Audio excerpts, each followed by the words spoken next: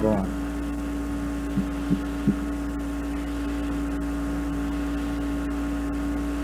hoje é 18 de outubro, né? É 18? Dia do médico, né? Hoje é 18. Por essa época, em outubro, no século XIX, 1873, no dia 18 de outubro, o espírito chamado Kate King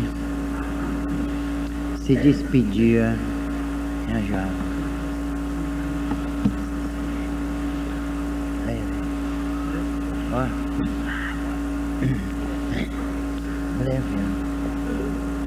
Bom, então no dia 18 de outubro de 1873, um espírito chamado Kate King se despedia do grande cientista inglês chamado William Crookes. Foi ele que descobriu a chamada matéria radiante, o fotômetro também, o radiômetro. Então ele era um dos maiores nomes da ciência na Europa. E ele fez pesquisas com a médium chamada Florence Cook, uma menina de 16 anos, que o desafiou. Ele não acreditava em nada, ele não admitia imortalidade da alma, não admitia também a possibilidade de materialização de espíritos. Era muito cético, como todo grande cientista antes de pesquisar. Porque é muito fácil dizer, bom, isso não existe. Eu não acredito porque não existe. É conveniente, mas é uma opinião apenas, não é?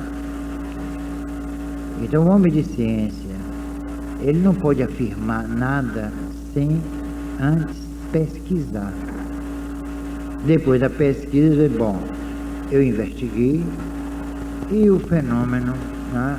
E não existe nada. Então, imortalidade da alma, comunicabilidade, materialização, isso não existe. Tudo isso não existe. Então ele tem que ter hombridade, senão vai ser uma opinião que pode beirar a leviandade.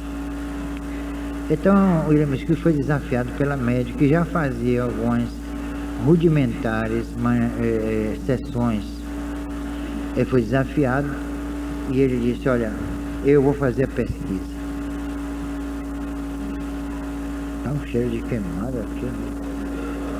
É ventilador, né?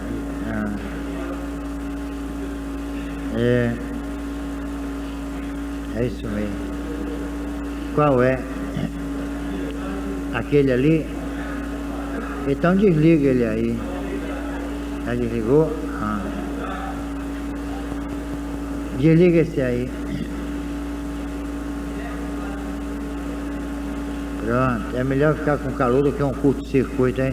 A gente não tem dinheiro, ele apaga esse troço aqui tudo.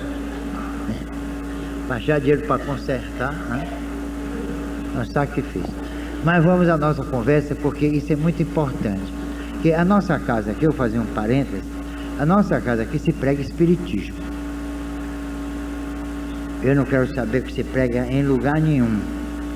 No centro A, B ou C. Aqui é espiritismo. Já é radical. Somos radicais. Somos coerentes, isso sim. Porque eu acho que espiritismo é uma ciência, uma filosofia de consequências éticas. E nós temos que trabalhar sobre isso. Que a maioria das pessoas não conhece a doutrina espírita. Então eu estou explicando aqui alguns fatos históricos ligados à nossa doutrina. Então nesse dia 18 de outubro, muita gente no movimento espírita não sabe, não conhece. Houve essa despedida desse espírito Kate King, que foi materializada às expensas da faculdade mediúnica de ectoplasmia da médium Florence Cook, que, como eu disse, desafiou William Crookes. Ele que negava veementemente os espíritos, porque havia à época assim, um surto, né? No campo da fenomenologia espiritual, com Daniel Danglar Home e tantos outros grandes médios. Então ele duvidava da existência do espírito e não acreditava de jeito nenhum que eles pudessem se comunicar. Já que não existiam, como comunicar? E ele então foi desafiado por essa menina. Em princípio ele não quis aceitar o desafio, mas depois, por muita insistência de outros também pesquisadores, ele deu o braço a torcer. Pesquisadores da Universidade de Cambridge, por exemplo, como Friedrich Myers, Richard Hodgson, Edmund Gardner, né, que eram professores de lógica, filosofia da Universidade de Cambridge e de Oxford, né? Então era uma pleiade assim, de pesquisadores dedicada ao estudo dos fenômenos espíritas. Então ele, diante da insistência desses sábios, ele se volta para a pesquisa espírita, mas muito assim cuidadoso, porque ele tinha um nome já, ele gozava de um nome, de um conceito assim muito grande na comunidade científica na Inglaterra ou no Reino Unido e na Europa. Então ele cedeu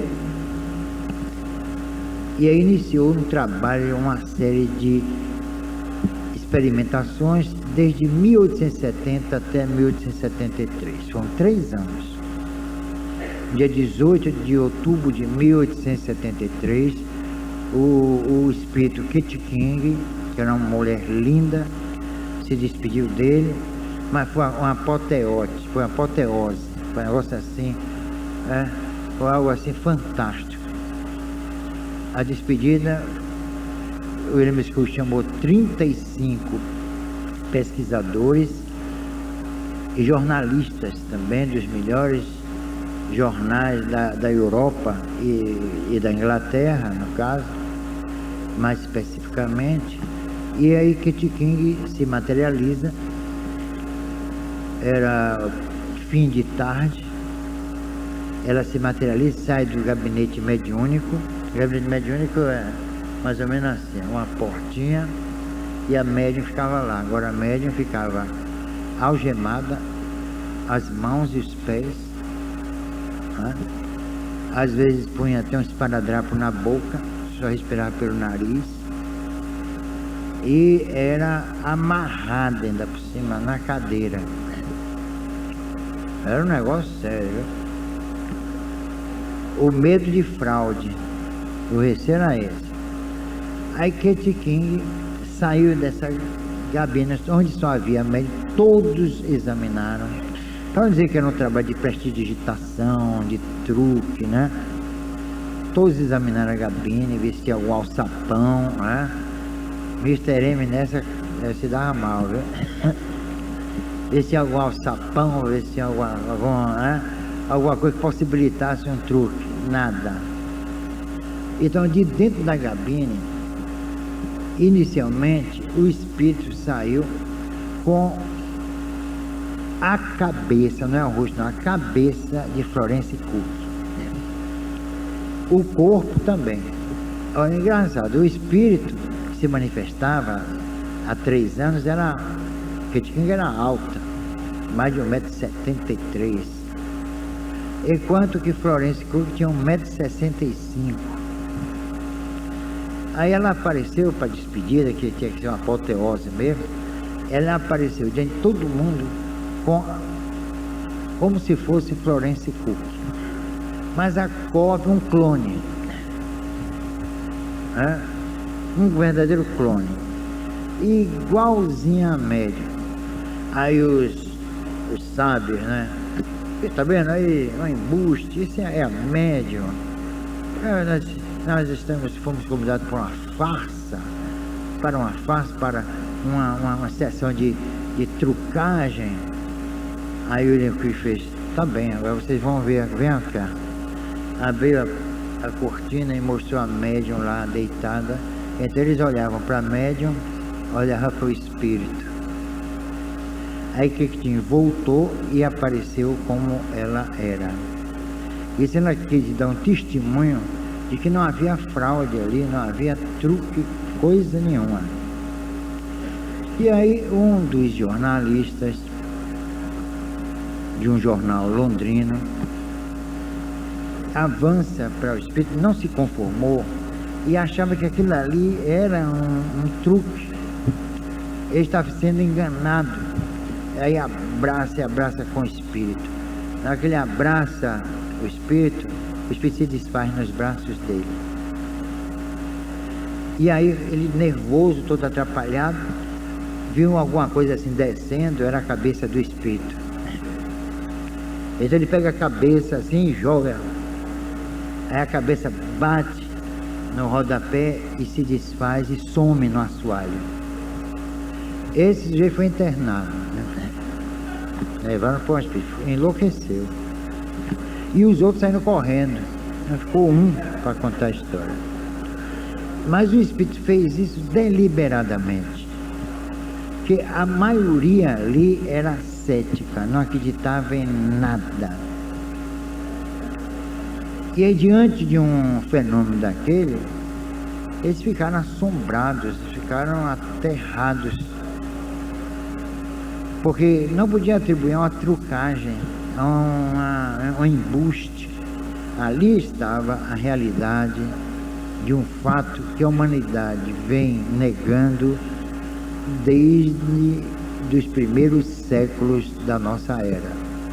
Porque antes, as grandes civilizações acreditavam firmemente na imortalidade da alma, na reencarnação e na comunicabilidade com os espíritos. Eu mesmo tinha um livro, até hoje eu lamento, chamado O Roteiro de Viagem de Pitágoras, um grande filósofo grego, matemático. Ele fez algumas sessões, participou de sessões no templo de Heliópolis, Mênfis, Tebas, no Egito. Isso mais ou menos quase 500 anos antes de Jesus. E lá nesse roteiro de viagem, ele relata o resultado das sessões de que ele fez parte nesses templos. Este chama de esoterismo, né? Com S. Esoterismo com S é dentro, é intramuros.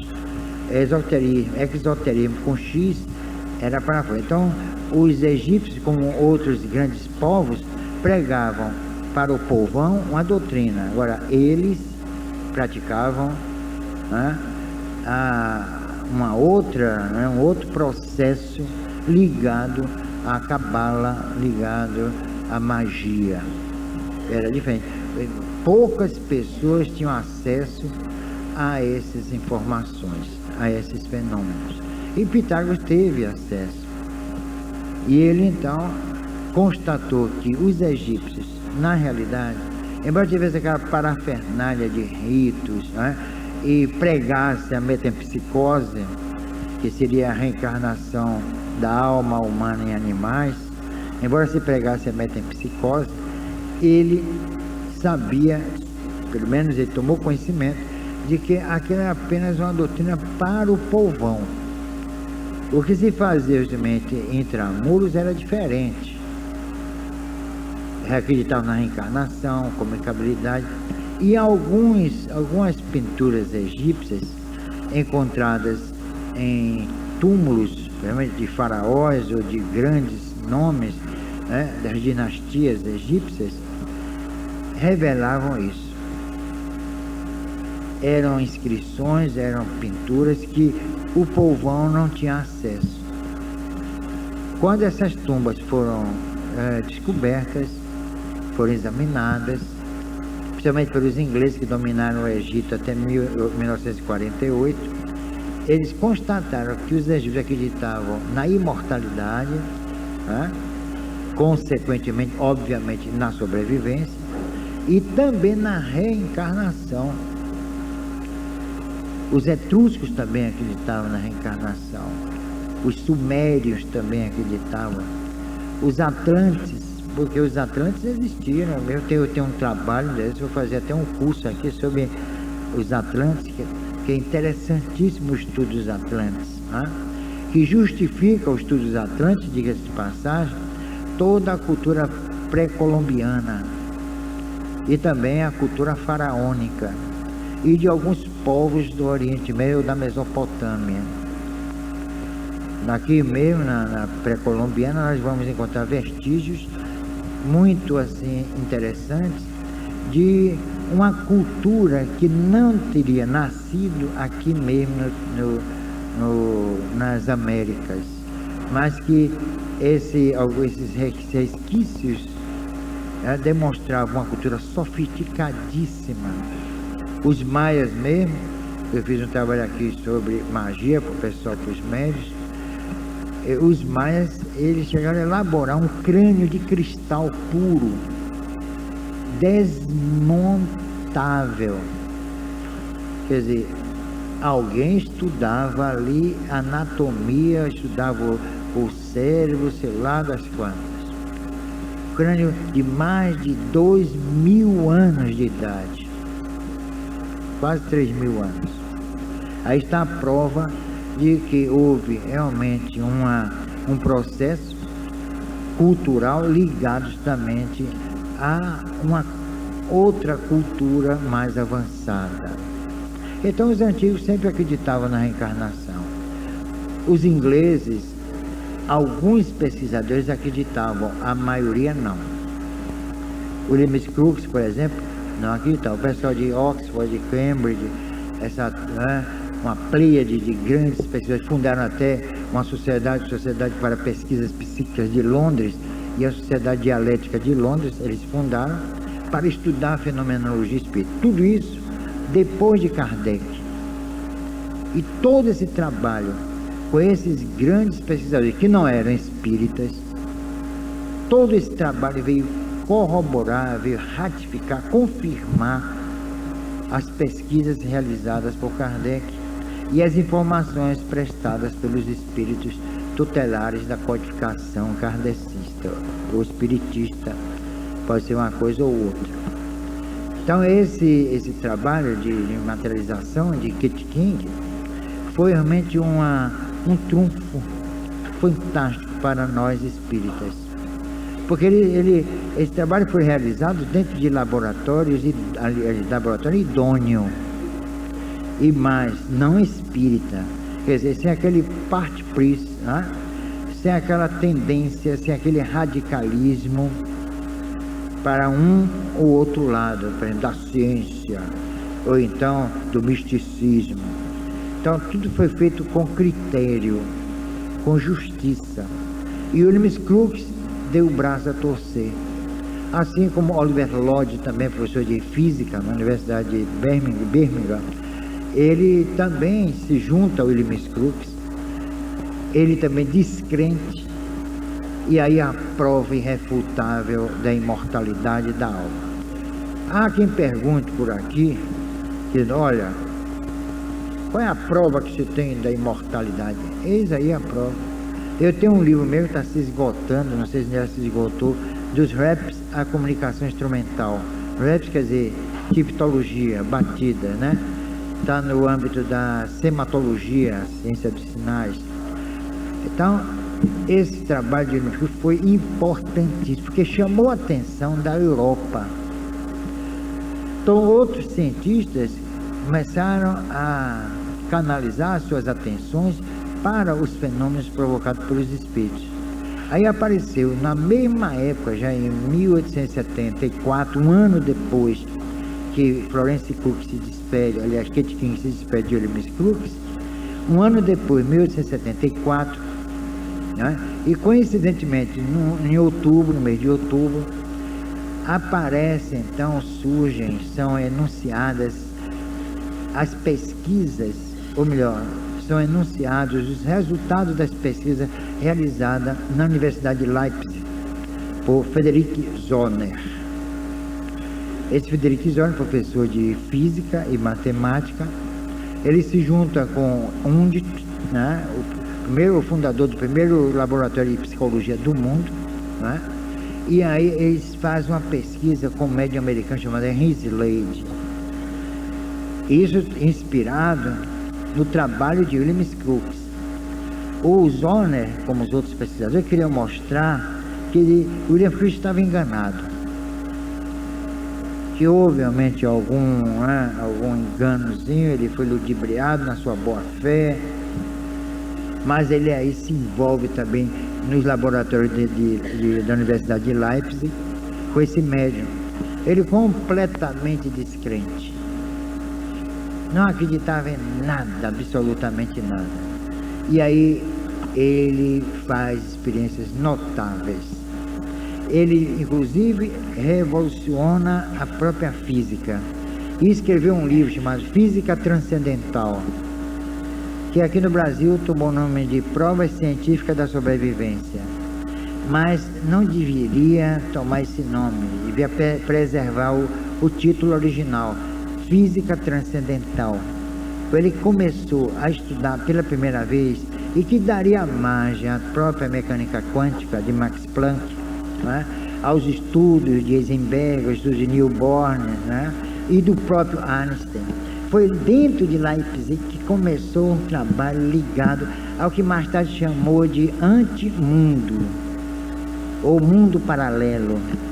Por exemplo, os espíritos fizeram coisas notáveis no laboratório de Leipzig. Eles pegavam uma madeira, um pedaço de madeira, podia ser roliça ou não, e eles iam penetrando, a madeira começava o processo de suspensão, não é levitação. Levitação é para seres vivos. Suspensão, não. Chama-se objetos considerados inanimados, aparentemente.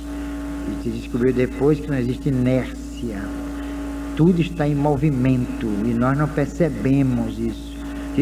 É tolice se falar, eu sou materialista. Hoje é bobagem, minha gente.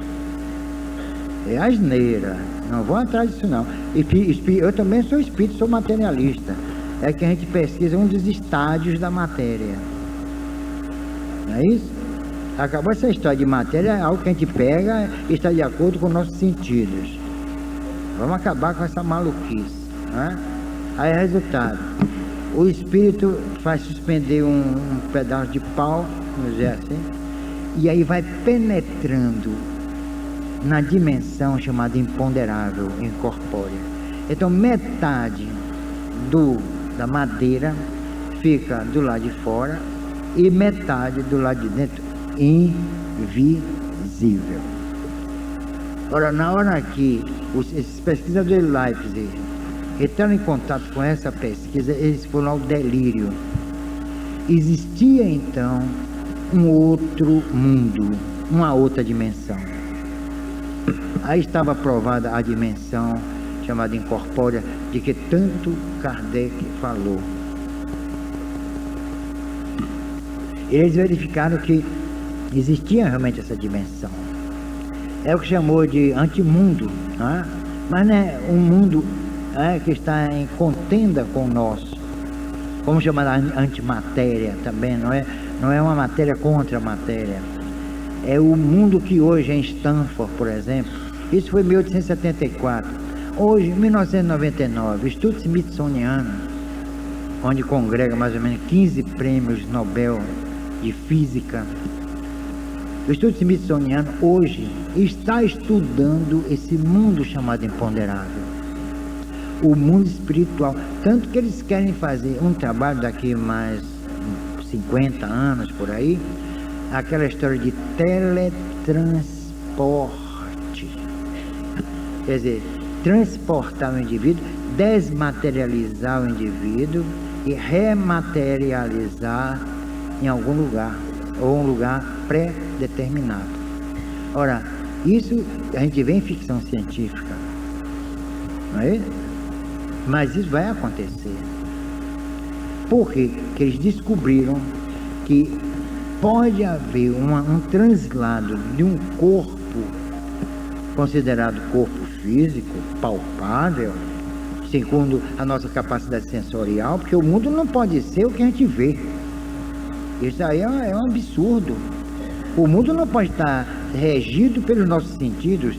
Eu vejo, acredito, eu pego, acredito, né? eu ouço. A gente não pode reduzir o universo aos sentidos. Os sentidos nossos são até animalizados. Os sentidos estão de acordo com a nossa estrutura primária, minha gente. Nós ainda somos seres primários no concerto universal. Nós precisamos pegar, enxergar, dizer, não, isso existe, eu estou pegando, eu estou enxergando, eu estou dimensionando ele, eu estou decodificando, sei lá. A gente faz isso aqui como se fosse terminais de computador. Não, isso aqui existe, é uma toalha. Aí eu identifico tudo jeitinho, que nós só identificamos aquilo que existe.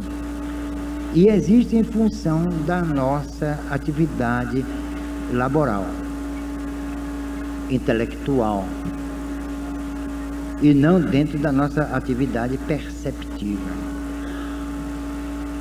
Tanto que, a propósito, Charles Richer criou um termo chamado sexto sentido. Vai passar até na televisão, eu vi aí uma propaganda de um filme. Aquilo ali é bobagem pura, aquilo não existe, é fantasia. Não consultam ninguém e fazem aquelas bobagens, principalmente americano. Americano é um negócio sério. Então, o sexto sentido, o que seria o sexto sentido? É para detectar aquilo que foge aos 5 sentidos. Não é? Quem descobriu isso? Ou melhor, quem identificou? Foi Charles Richer.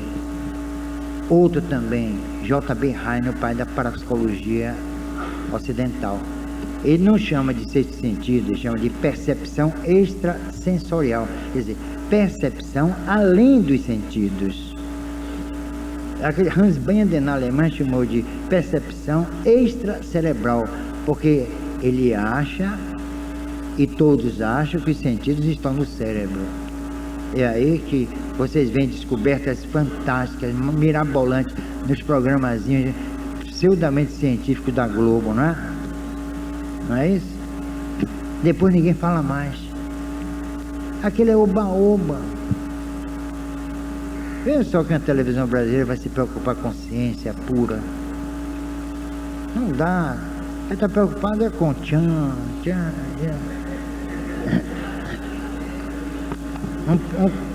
Segura, até hoje não largaram.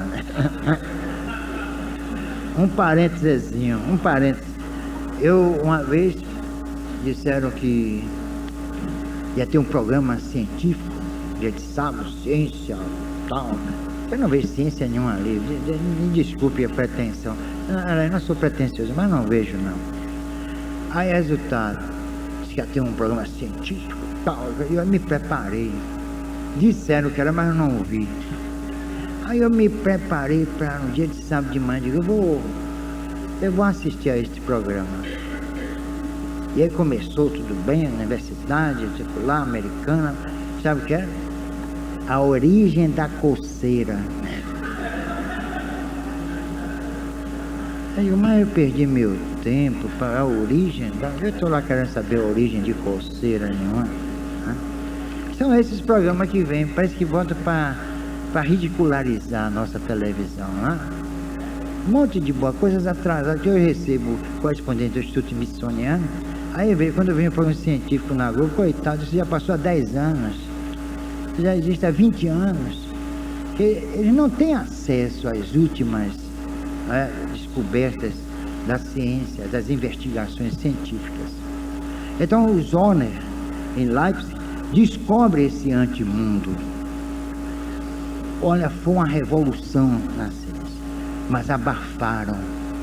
Aí perguntem por que abafaram, e vem abafando as pesquisas que comprovam o mundo revelado por Jesus. Jesus revela algo interessantíssimo, de altíssimo significado científico. Quando ele põe materializados Moisés e Elias no Monte Tabor, ele trouxe esses dois materializados de onde? Onde é que eles estavam? Suponhamos o que não é verdade em absoluto. Suponhamos que seja milagre. Foi milagre. De onde ele tirou esses dois? Estavam onde? Hein? Em cima do monte? Debaixo da terra? Onde estavam Moisés e Elias?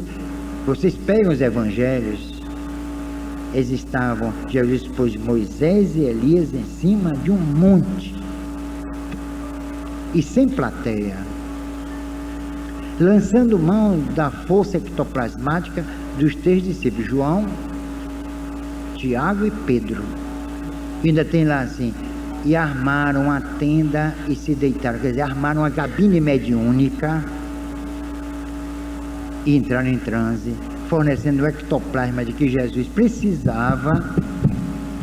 Por isso que meu livro sobre pesquisadores, que eu escrevi agora, com 150 pesquisadores, 800 páginas, eu ponho Jesus como o principal investigador na área do fenômeno espírita. Foi ele que pela primeira vez materializou o espírito de uma forma tão assintosa, tão aberta, tão escancarada. Aquilo é milagre, milagre. Aí o pessoal engole, o que é milagre? De onde Jesus tirou aqueles dois? Eu torno a perguntar. Desse tal antimundo, do mundo dos espíritos, do mundo imponderável. Eles estavam lá. Isso evidencia o seguinte, que eles estavam e estão vivendo nessa dimensão não apreendida pelos sentidos. Então, quando fere os sentidos, não, isso é alucinação, não, isso não existe. Quando Richer fala em sexto sentido, ele quis tentar justificar a percepção extrasensorial. Ele quis explicar. E tanto que ele ficou em tanta dúvida, que ele foi ver J.B. Heine, teve um encontro com Heine, foi Jung, Heine e Richer, os 3, que Jung era um grande pesquisador da fenomenologia espírita. Aliás, ele era um médium extraordinário de escrita mecânica, escreveu um livro, quase que escrevendo sem cessar, um livro chamado Os 7 Sermões aos Mortos, que foi uma exigência dos próprios espíritos.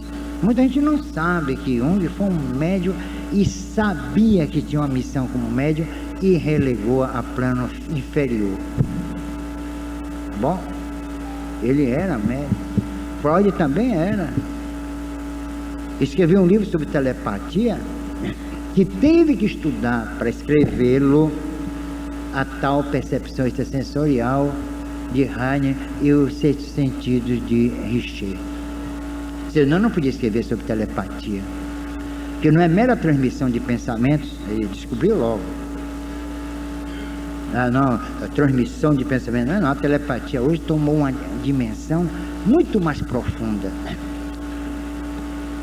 Está ligada essencialmente ao processo de percepção sensorial que se expressa pelo perispírito. Hoje já admitem o perispírito. Transmitidos e são percebidos ou captados. Então, Freud não poderia escrever um livro sobre telepatia, e escreveu, isso aí em 1948, se ele não tivesse estudado, como estudou, a percepção extrasensorial, quer dizer, a percepção além dos sentidos.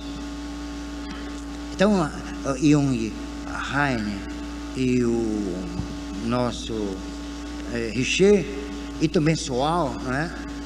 Eles se reuniram para conversar sobre esses aspectos ligados à própria vida, à própria existência do ser. Então não era mais o ser humano fruto de uma evolução que se processou às cegas. Não era mais. É bem diferente. O ser humano era a consequência, era o resultado de um processo anterior, adredemente preparado por uma força inteligente superior. Eles chegaram a essa conclusão e não divulgaram, a não ser Heine, que teve coragem de escrever um livro sobre o novo mundo da mente, em que ele admite a existência do espírito como justificativa, a única justificativa para a vida e para a existência. Vida no plano biológico, disse ele. Existência no plano transcendental, espiritual. No plano biológico, nós desaparecemos. Mas no espiritual, não. Existe a perenidade dentro desse processo. E volvemos aqui, aí chama de reencarnação, né? Não é metempsicose. Aliás, o termo reencarnação, alguns autores querem substituir por metassomatose. Quase que dá no mesmo. A reencarnação é mais um termo ligado ao hinduísmo, e metassomatose é ligada à metapsíquica, à psicotrônica, né, à psicobiofísica. Isso em nível de mundo ocidental. Então, alguns pesquisadores do mundo ocidental usam mais a metassomatose do que a reencarnação. Kardec usou a reencarnação. Mas os estudos mais avançados estão negando a reencarnação por ser um termo um tanto quanto duvidoso. Resultado, essas pesquisas de Ulisses Crookes, voltando a Crookes, deu origem a esse boom, né, de investigações sobre, não exatamente a alma, mas sobre esse mundo invisível. Não é exatamente o mundo dos espíritos. Eu acho até imprópria, me permito, veja só que ousadia, dizer que não existe um mundo dos espíritos. Existem apenas dimensões. Existem dimensões. A nossa é esta aqui, essa dimensão grosseira, onde existimos. Existem N dimensões. É por isso que quando uma nave espacial chega num planeta, aí manda a mensagem para cá: o planeta é inóspito, não há condições de vida, nossa vida. Porque existe também, além de N dimensões, existem N possibilidades de vida. Porque nós tiramos toda a vida universal pela nossa. Se chegar lá e não encontrar um ser humano andando lá pelas crateras, não, aqui não há possibilidade de vida, a nossa vida. Tanto o seguinte, uma coisa interessante: onde vivem os espíritos?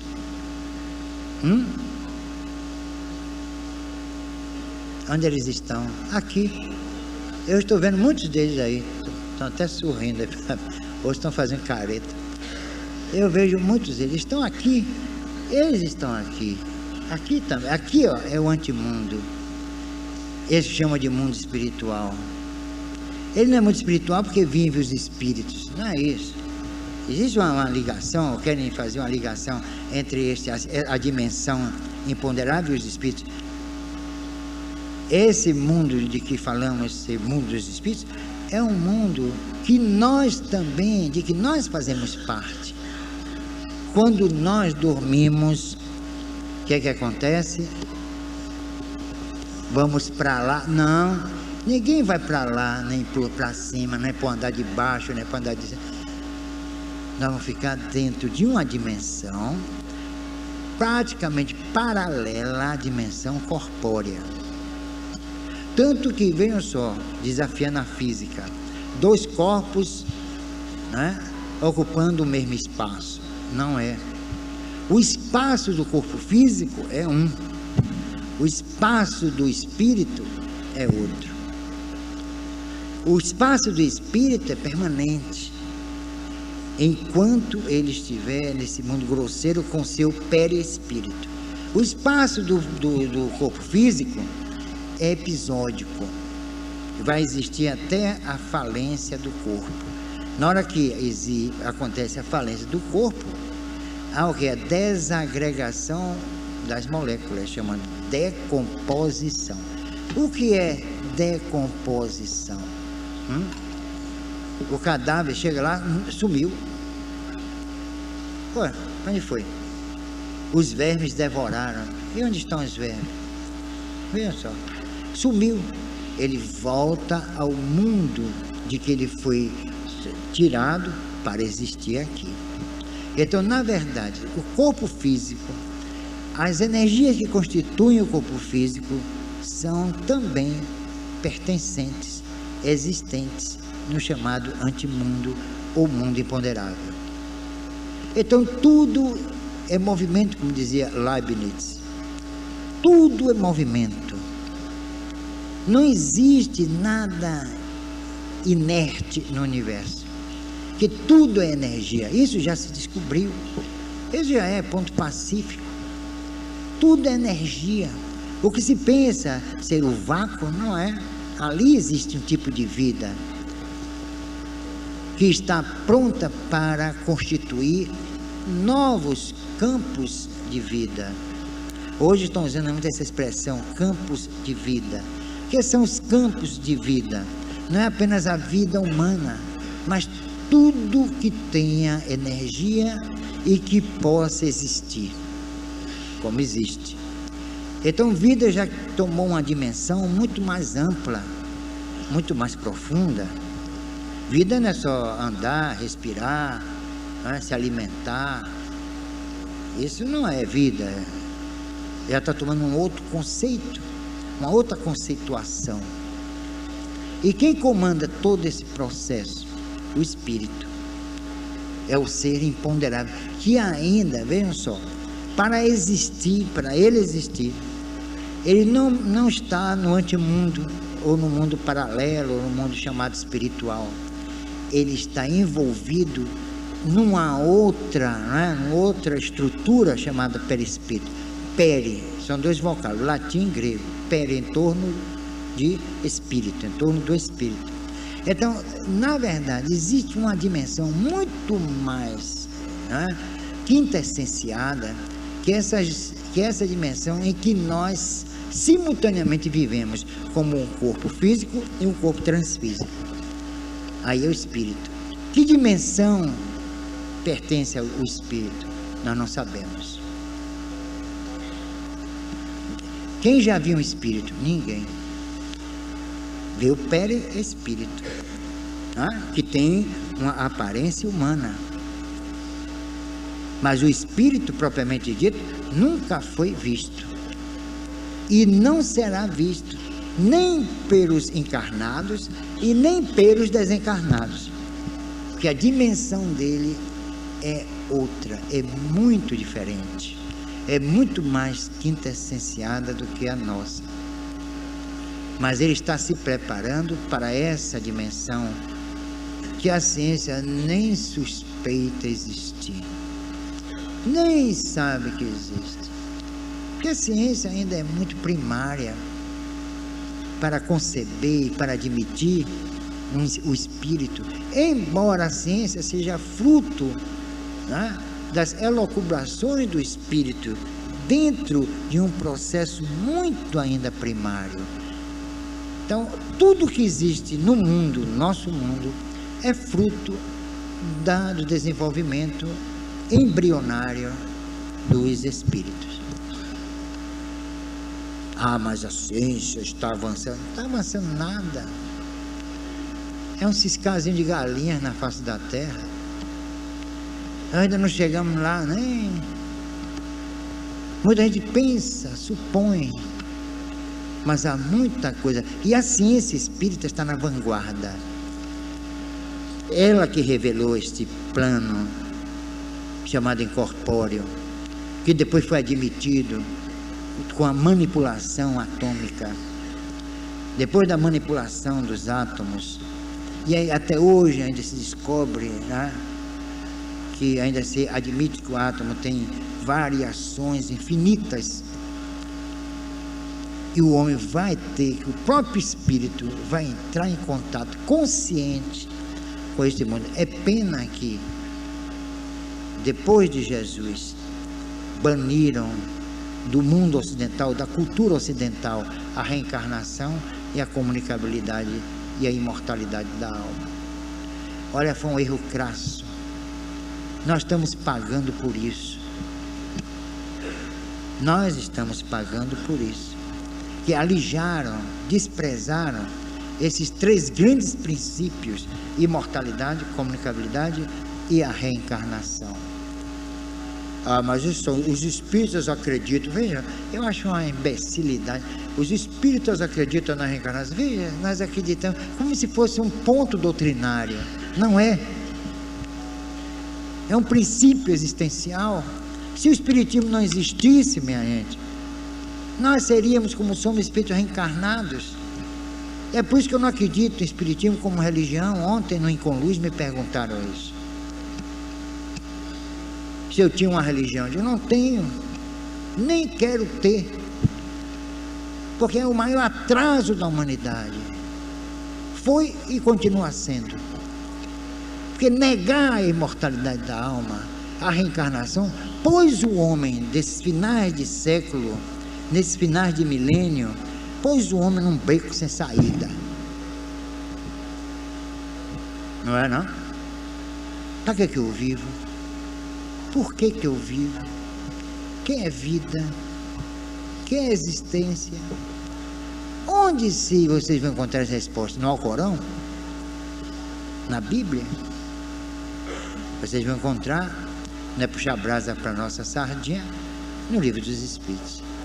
O Livro dos Espíritos, que surgiu entre dois grandes momentos da humanidade, o marxismo, com o Manifesto Comunista, em 1848, em Londres, que ele não conseguiu lançar nem em Berlim, nem em Paris, né? Que ele ia realmente tumultuar, e ele que nunca trabalhou, Marx, vivia às custas de um empresário, o pai de Engels, nunca trabalhou, não era possível, né? Com boa vida. Resultado, ele lança o Manifesto Comunista em 1848. Darwin então lança a sua teoria em 1859, não é? A origem das espécies, sei lá das quantas. E Kardec lança entre 1848 e 1857 o Livro dos Espíritos. Hein? De quê? Esse tal de quê? Ah, olha, quem patrocinou o marxismo foi o empresário, né? O pai de Engels que pagou a edição de O Capital. E Darwin, ele no estudo ele era naturalista, né? E uma organização inglesa patrocinou o seu livro, né? E aí Kardec lança no meio, a estabelecer uma dialética natural, né? Marx preocupado com o bem-estar social, o problema do materialismo histórico e tal, injustiças, a luta de classes e aí por diante. Darwin preocupado com a origem das espécies, não é? E Kardec no Livro dos Espíritos, é por isso que eu falo sempre em Kardec no Livro dos Espíritos, que ele não está defasado não, está ultrapassado não. Kardec trata no Livro dos Espíritos tanto dos aspectos chamados sociológicos, políticos, como dos aspectos ligados à evolução. Pega o Livro dos Espíritos, vocês vão ver isso. Está lá. Então, esse trabalho feito por Crookes veio ratificar, confirmar todo o esforço de Kardec e dos gênios tutelares da codificação. Mais tarde iriam despontar novas pesquisas. Depois de Heine, em 1963, não é 1800 não. Aí surge nos países da Cortina de Ferro a psicotrônica, que foi realmente uma experiência fantástica em torno da alma e da sua manifestação. Não manifestação dentro de sessões, não manifestações dentro de laboratórios de materialização, mas manifestação no campo da telepatia, do mentalismo. Foi aí que se descobriu que os homens não transmitem o pensamento, mas algo muito mais profundo. Nós transmitimos ideias, valores. E uma coisa interessante, aí que entra o intuicionismo bergsoniano. Quando nós, por exemplo, eu penso no céu, na abóbada celeste, as pessoas, o receptor vê as estrelas, nuvens. Se eu pensar num prato de comida, o receptor sente o gosto. Então, o resultado é o acasalamento. E aí que se explica realmente a força imagética do pensamento. E uma coisa também interessante, não é a massa encefálica, não é o nosso cérebro que elabora a ideia. E do concreto não pode se gerar o abstrato. Tanto que no processo de evolução, o que mais intriga o evolucionista é a formação da psique. Como ela surgiu? É fruto do processo biológico também? O pensamento, as ideias, os valores chamados psíquicos. Então a psicotônica começou a estudar todos esses aspectos e chega a conclusões realmente importantíssimas. É um outro ângulo que se estuda da manifestação do espírito, confirmando então certos processos e certos atributos não capitulados pelo darwinismo, por exemplo, ou por aquele que o Hugo de Vries, por exemplo, nas suas manifestações fantásticas em torno das mutações, do processo mutacional dentro da evolução. Então essa psicotônica veio dar um outro reforço à doutrina espírita, o processo da comunicabilidade através do pensamento. O pensamento que tem uma força imagética extraordinária. Isso daí Pavlov, você já conhece aquele reflexo condicionado de Pavlov, que ele condicionou o cachorro, quando tocava a sineta, o cachorro enchia a boca d'água, não é? Porque estava na iminência de comer, se alimentar. Então ele cria esse reflexo. Nós também temos reflexos condicionados naturais, que são frutos da própria cultura, da nossa cultura, dos valores, dos costumes, das tradições. Não é isso?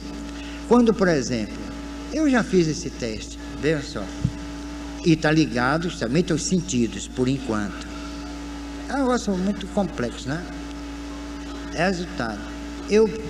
Uma certa feita, eu fiz uma experiência. Eu pensei num acarajé. Me concentrei e terminei sentindo o cheiro e o gosto do acarajé. Aí eu pergunto a vocês: onde está o sabor? Onde está o odor? Nas coisas?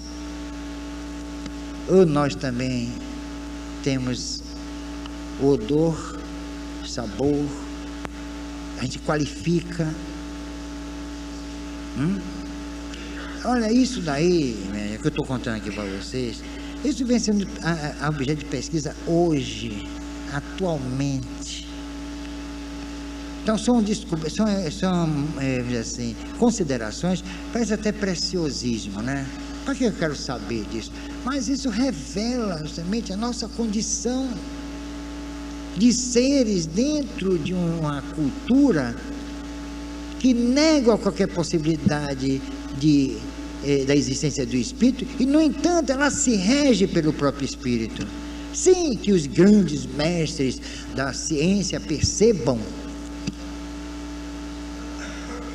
Por que tudo que está na natureza está em nós? Isso vem nos estudos elementais, por exemplo. Se estudar os elementais, nós vamos realmente encontrar a razão de ser, de termos tudo que está na natureza. Porque nós, como corpo físico, pertencemos à natureza. Mas, como seres eternos, nós somos oriundos e fazemos parte da harmonia cósmica. Então veja que coisa fantástica. Por isso Emmanuel disse uma coisa interessante: para que possamos andar nas estrelas, precisamos antes andar na lama. Nós estamos andando na lama, nós seres eternos, para depois andarmos nas estrelas. Então é um processo magnífico. Não é uma questão de jogo feito por Deus. Deus não está brincando conosco.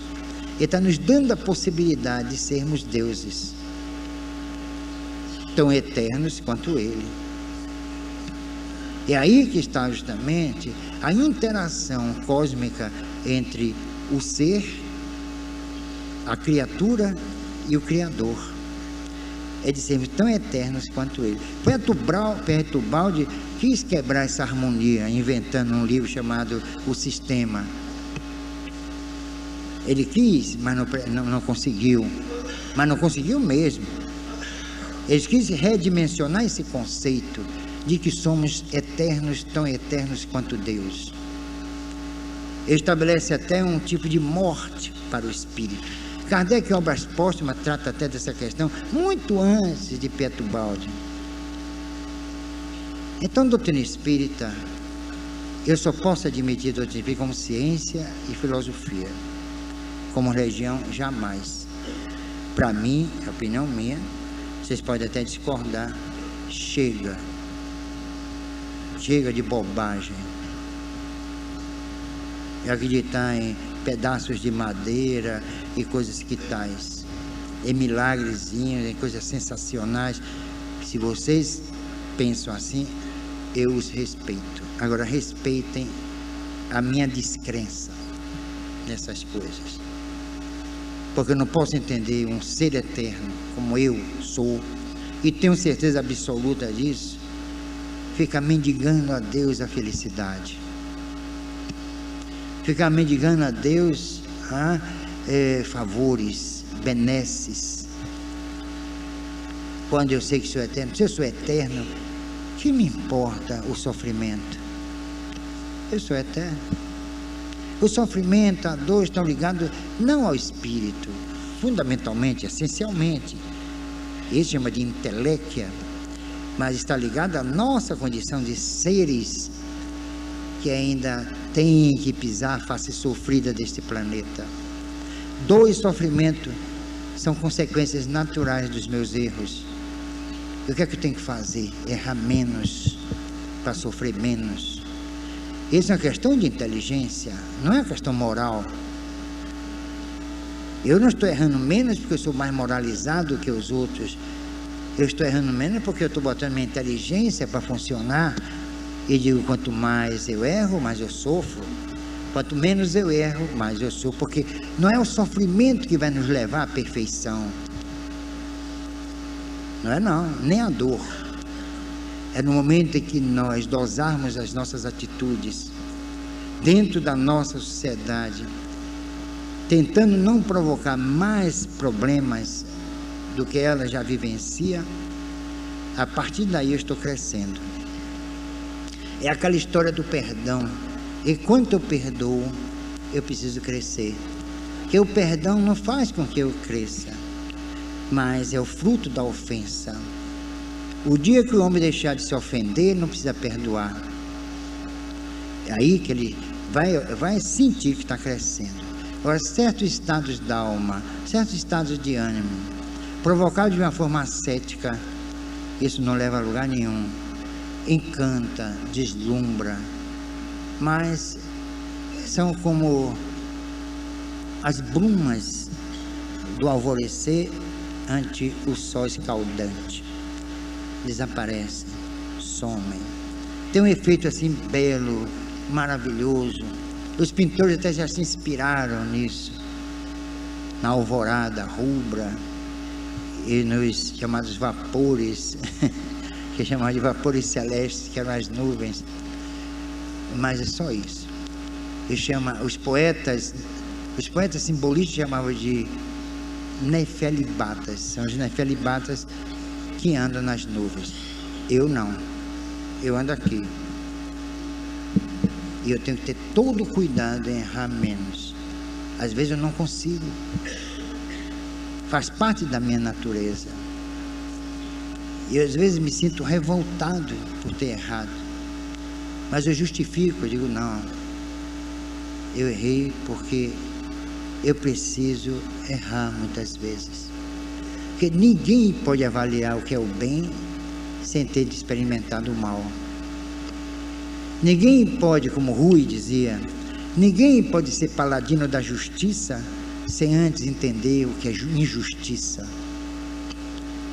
Nós temos que fazer uma avaliação, não é dicotomia, mas é uma interação ideológica entre o ser e o não ser, entre o irreal e o real. Aliás, o real está uma porcaria, né? Entre o justo e o injusto. É o vir a ser de Heráclito, que ele falava de uma coisa extraordinária em relação ao livre-arbítrio, para encerrar. O nosso livre-arbítrio, dentro dessa conjuntura que nós vivemos, dentro de um processo cultural, ético e imperceptivelmente espiritual, o nosso livre-arbítrio é como o rio que desce ao encontro do mar. Ele desce com toda a liberdade, mas é limitado pelas margens. E acabou.